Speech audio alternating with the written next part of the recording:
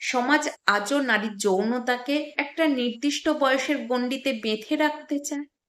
মনে করা হয় যৌবনই যেন তার কামনার চূড়ান্ত সময়। এরপর তার ইচ্ছা, আকাঙ্ক্ষা, শরীর সবই ফুরিয়ে যায়। কিন্তু বাস্তব চিত্রটা একেবারেই ভিন্ন।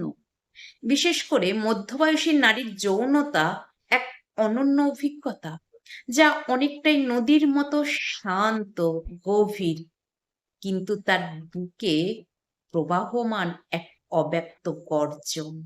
মধ্যবয়সী নারীর যৌনতা শুধু শারীরিক চাহিদার মধ্যেই সীমাবদ্ধ নয়, এটা তার জীবনের অভিজ্ঞতা, আত্মবিশ্বাস এবং নিজের শরীর সম্পর্কে গভীর জ্ঞানের মেলবন্ধন।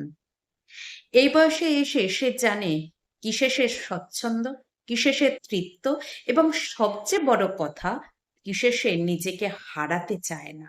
এই নারী কাউকে প্রমাণ করার জন্য ভালোবাসে না, চায় না যে কেউ তাকে ভালোবাসলেই তার অস্তিত্বের স্বীকৃতি মিলবে। সে জানে ভালোবাসা কেমন হয়, কামনা কেমন হয়, শরীরের চাহিদা ও আত্মার সংলাপ কেমন হতে পারে। কৈশোরের বা 20-র দশকের মতো আর কৌতূহলের খেলা নয় তার যৌনতা, বরং এটা হয়ে উঠেছে এক পরিণত ভাষা, যেটা বয়সের সাথে আরো পরিণত, স্পষ্ট ও গভীর হয়েছে। আমাদের সংস্কৃতি দীর্ঘদিন ধরে নারীর যৌন চেতনা নিয়ে নীরব থেকেছে। বিশেষ করে মধ্যবয়সী নারীর কামনা যেন এক নিষিদ্ধ আলোচনার বিষয়। অথচ এই বয়সে নারীরা অনেক বেশি মুক্ত, আত্মবিশ্বাসী এবং আবেগ নিয়ন্ত্রিত। তারা জীবনের নানা বাঁক পেরিয়ে এসে এখন শরীর ও মনের ভাষা খুব ভালো বোঝে। অনেক মধ্যবয়সী নারী জানান এই সময়টা তাদের জীবনের সবচেয়ে জীবন্ত সময়, কারণ তারা আর সমাজের দৃষ্টিভঙ্গির কাছে ম্রিয়মাণ নন। যৌনতা এখন তাদের কাছে শুধুই শারীরিক তৃপ্তি নয়, বরং আত্মার এক ধরনের আত্মপ্রকাশ। এই প্রকাশে থাকে গভীরতা, সংবেদনশীলতা ও পরিপক্কতা। বয়স যতই বাড়ুক না কেন, নারীর কামনা হারিয়ে যায় না। সে রূপ বদলায়, গভীরতা পায়, জ্ঞানে পরিণত হয়।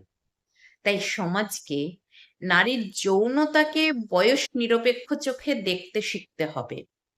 কামনা মানেই যৌবন নয়, কামনা মানে জীবন, যার গতি নদীর মতোই, কখনো শান্ত, কখনো উত্থাল, কিন্তু সব সময়ই বয়ে চলা। মধ্যবয়সী নারীর যৌনতা কোনো লজ্জার নয়, বরং তা উদযাপনযোগ্য। এটা শুধু তার শরীরের ভাষা নয়, তার আত্মার উচ্চারণ।